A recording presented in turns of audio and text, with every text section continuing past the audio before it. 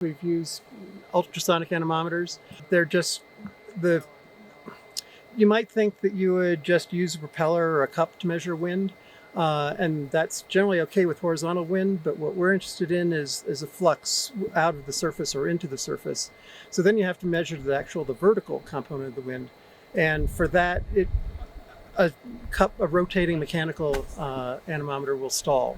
So we end up using sound to measure the light winds at the vertical motion. And so this thing is actually 20 times a second is sending a sound pulse out of a piezoelectric crystal here. Just essentially doing a stopwatch and counting how long it takes to get to that one. And that gives you the speed of sound going that direction.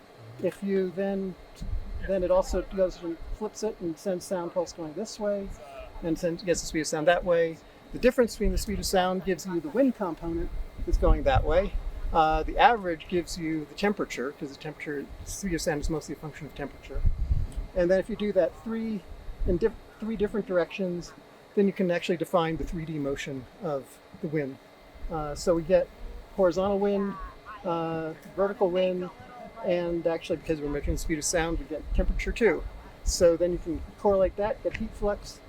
Then we also have this device, which is measuring the absorption of infrared radiation in an optical absorption band measured by that's sensitive to water vapor and CO2.